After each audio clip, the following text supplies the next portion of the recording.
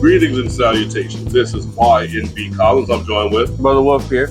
We're the Benchmark Podcast. We try to do that, do intelligent, do better thing. And I heard the dumbest fucking thing of 2025.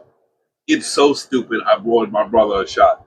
It's cheap whiskey. It's nothing great, but I'm pretty sure he's gonna laugh. And if not, maybe I'm the only one. But last night, I'm working the door last night. Me and my we switched off.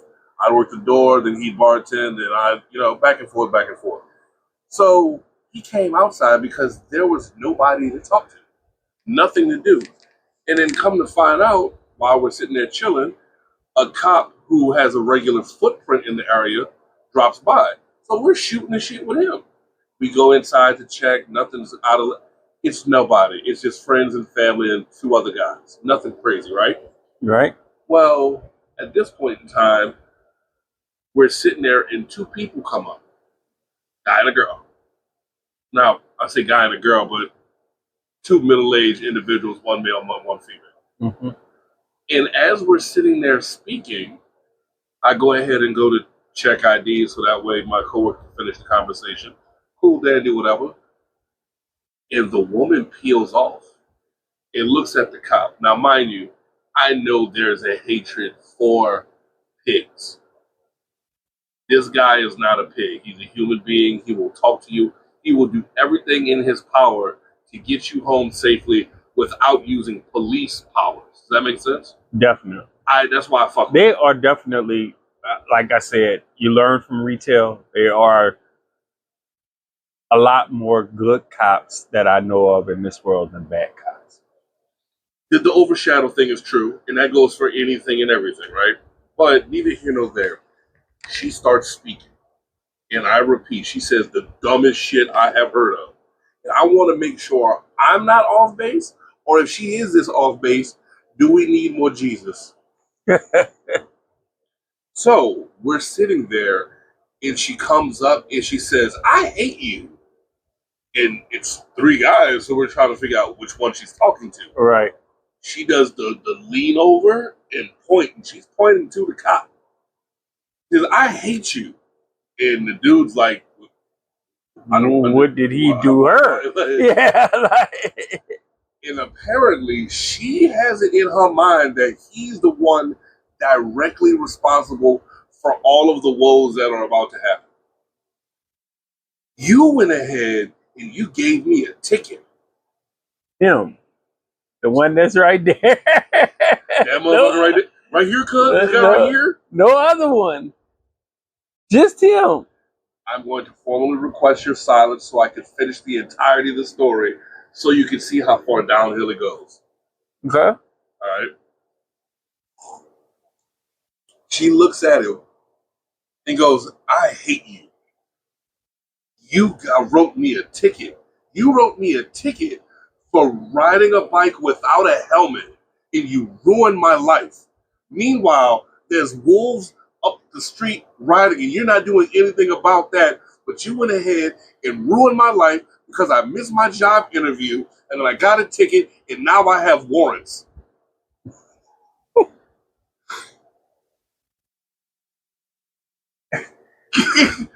I know the gentleman that was a police officer had to do his best to hold back a giggle. Oh, no. I'm confused.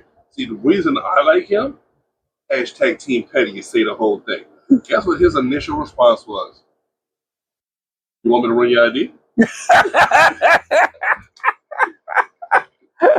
Oh. Now, the reason why I say this is the stupidest statement I've heard all year is simple. Everybody has a story to tell, and everybody's innocent in jail, right? Right. But I also believe this idea of officer discretion is not used as often as it should be. Right. So, what you trying to tell me right now is that this man who does not like paperwork, does not like coming off it, he specifically wrote you a ticket But in order for a ticket to become a warrant, you, Have to not go to the court appearance.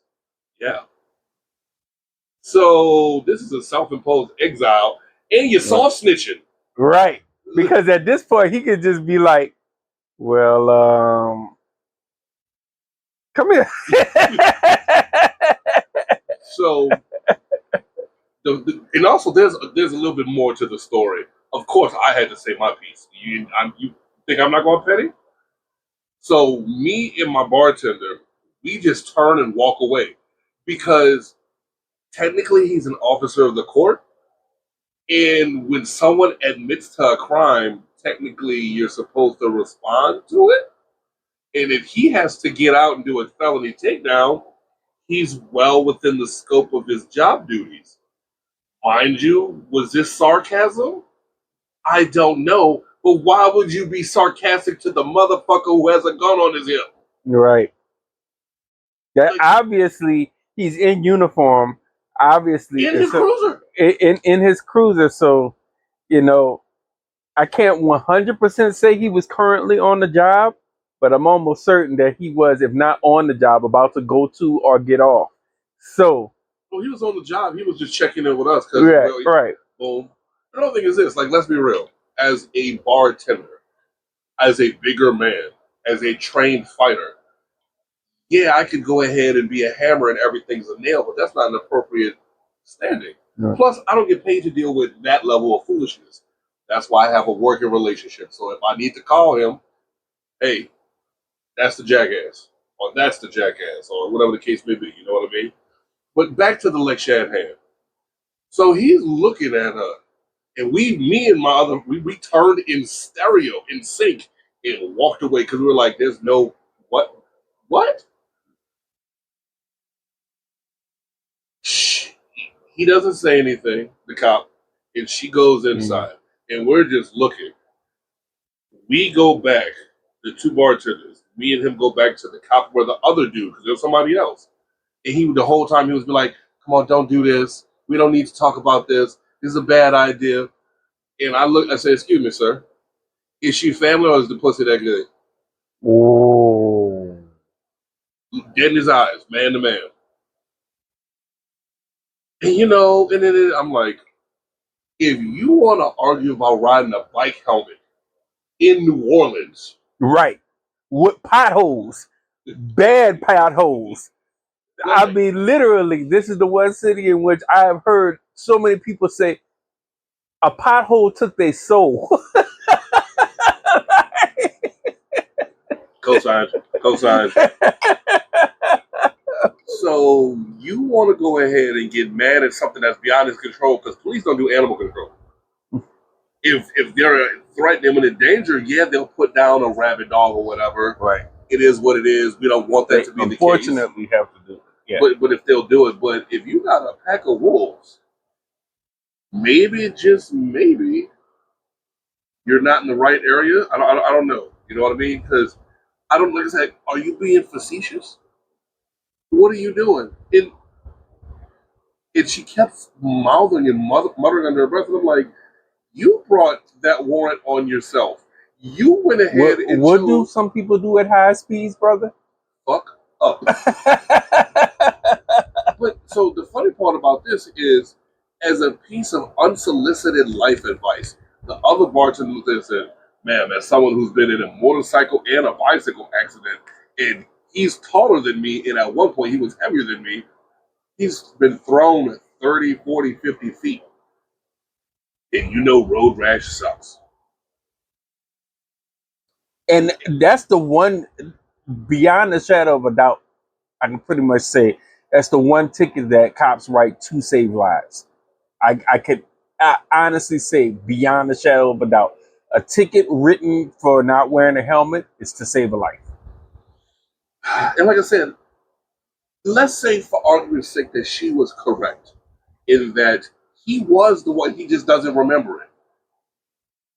Okay, it doesn't change the fact that what you're truly upset at is the fact that you got caught and somebody else did, and you're upset about that. Take your L. Move on. It's not that critical of an idea.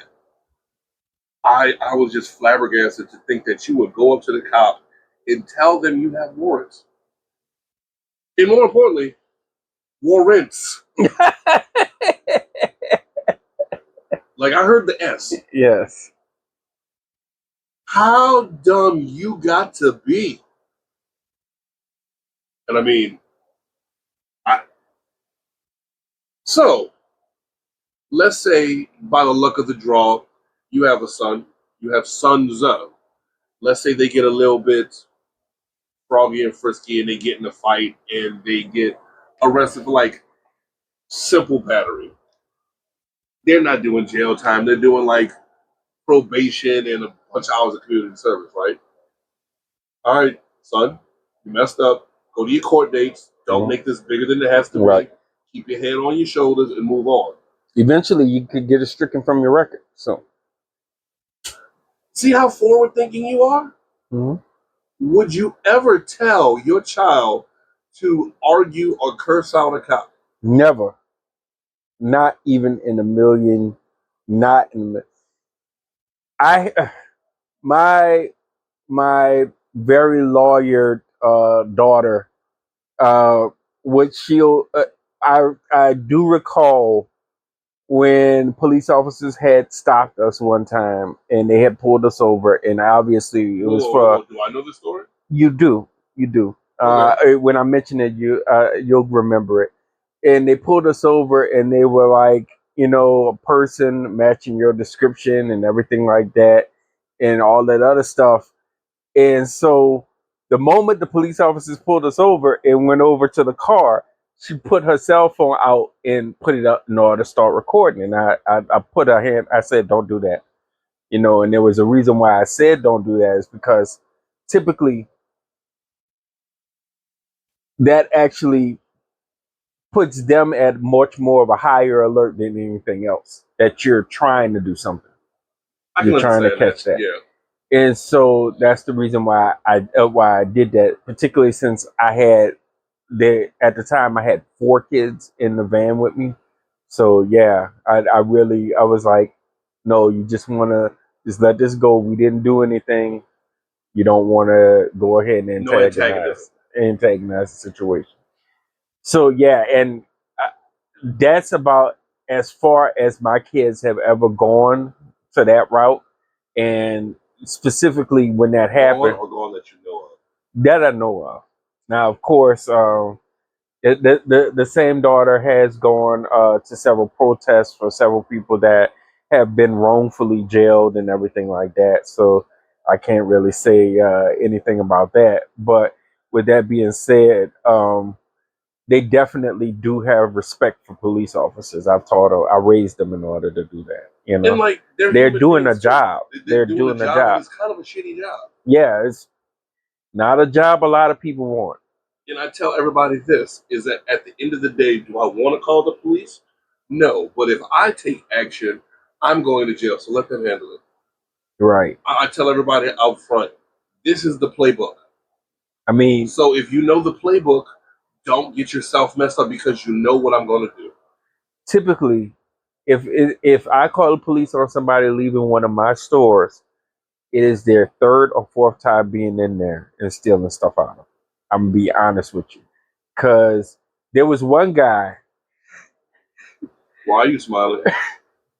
There was one guy that was going into the store, and I remember he looked like he had tomfoolery and and certain other things on his mind when he walked in. He just gave that look, and he had very little, like his pants were very, very low on him, and he had a bag kind of hanging off to the side. And I was like, I know what this is.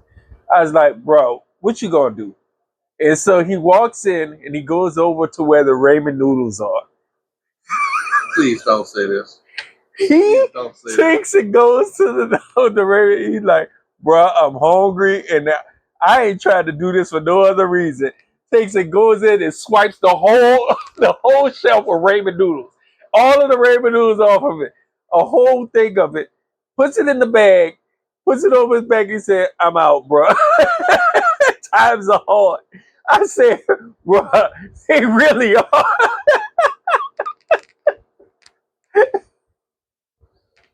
And so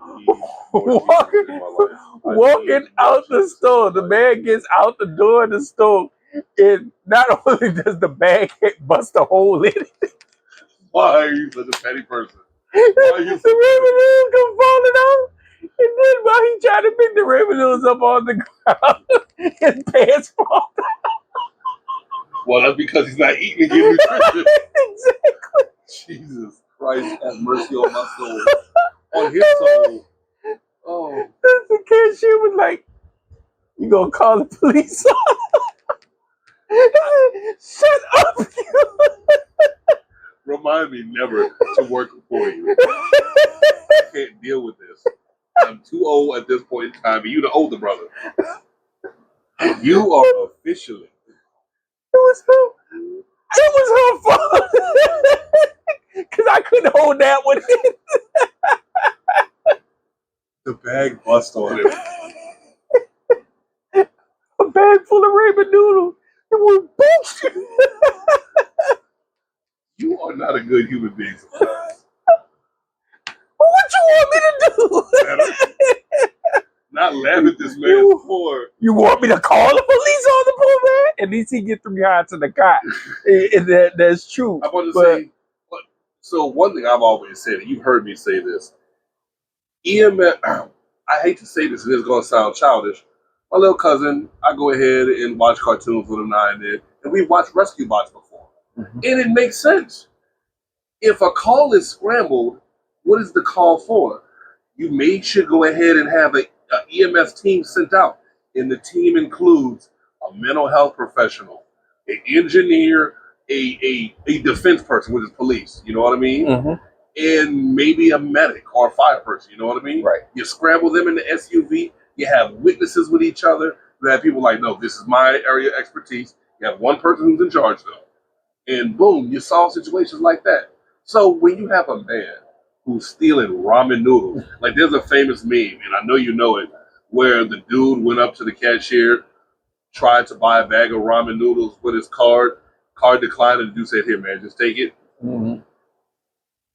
If that's the case, maybe you should go ahead and have SNAP on 911.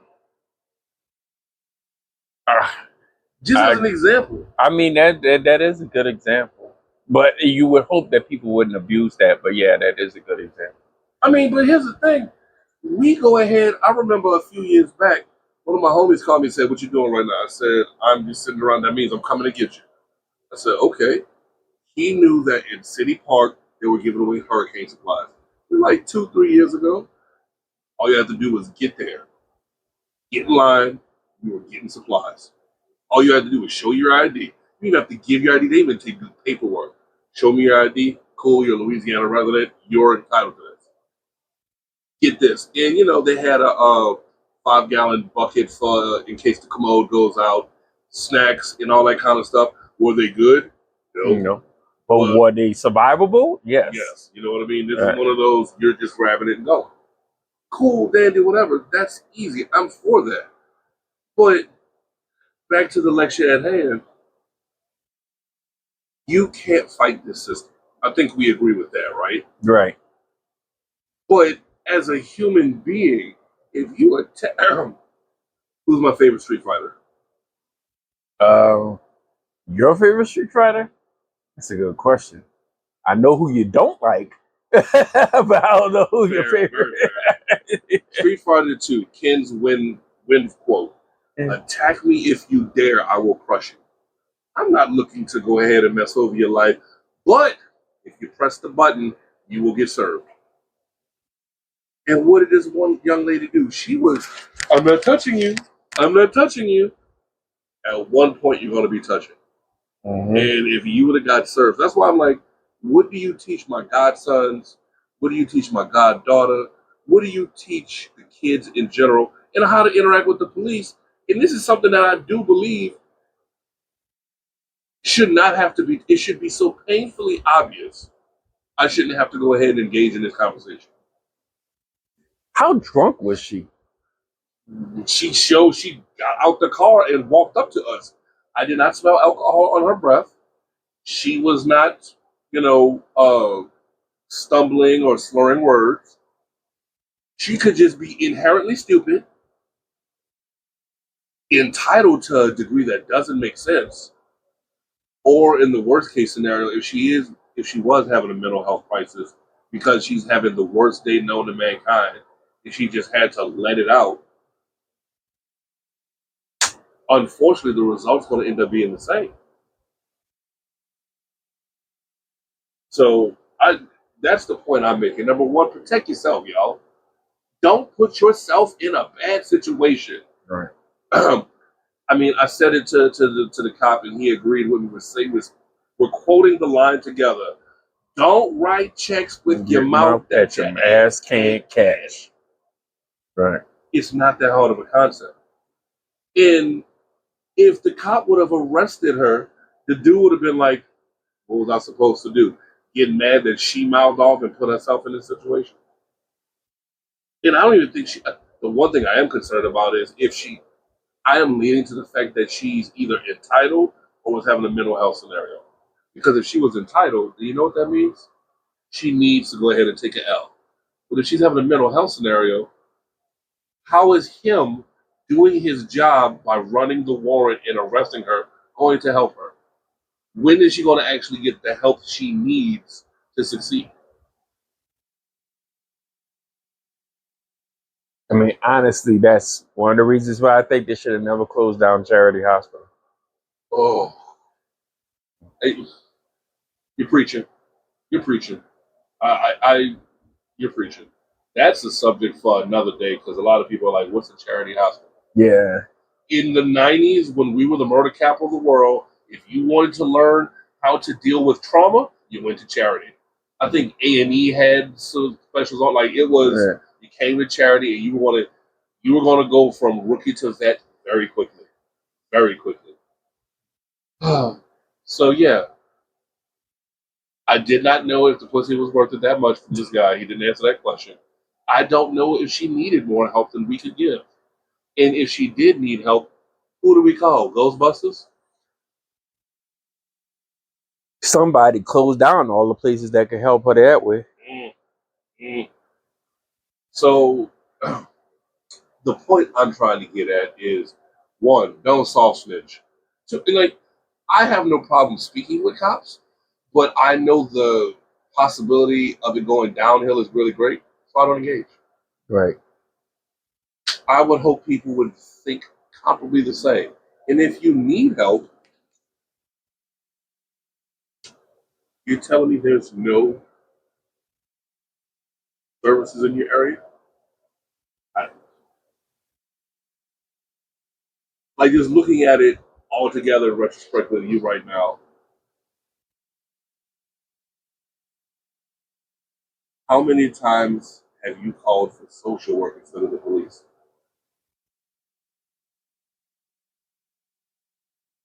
Because I've seen you have to call the police before. Yeah. I'll come in to visit you for whatever reason, and I'm like, oh, okay. I mean, most of the time, yeah, they're stealing all the time, which I call for them, but it's not really, like you said, it's probably the fact more or less that they need help in their mind than anything else. Yeah, like if you're stealing oxycodone, a problem. Yeah. If you're stealing ramen noodles, also a problem, but that's proof the system isn't working. You know what I mean? So, do you have anything you want to add, brother, besides the fact that you need to be aware of your bag of ramen noodles and have a good belt on? That's about it. That's the benchmark for today. You are not a good human being sometimes. But yeah, I couldn't believe you went up to the cop and literally. This is YB Collins. Brother Wolf. Please, please, please. Everyone's a human being, including yourself. So don't do wrong by yourself. Do better. Heard that one. Thank you for listening to the Benchmark Podcast, a product of Benchmark Media, LLC. We would like to remind our listeners that the views and opinions expressed are strictly the views and opinions of each individual and does not reflect the stance of Benchmark Media. Any opinion stated is not to be construed as professional advice or help. Our intro and outro music we are is wearing Acid pants. Trumpet by Kevin MacLeod, licensed under Creative Commons. Contact us at therealbenchmarkpodcast@gmail.com. Thank you, Kevin. Or our website, www.therealbenchmarkpodcast.com. Yes. Donate to us, paypal.me/benchmarkmediallc, Please. or the Cash App, $therealbenchmark. Thank you very much. Okay, you can buy him a drink on this one. Just this one?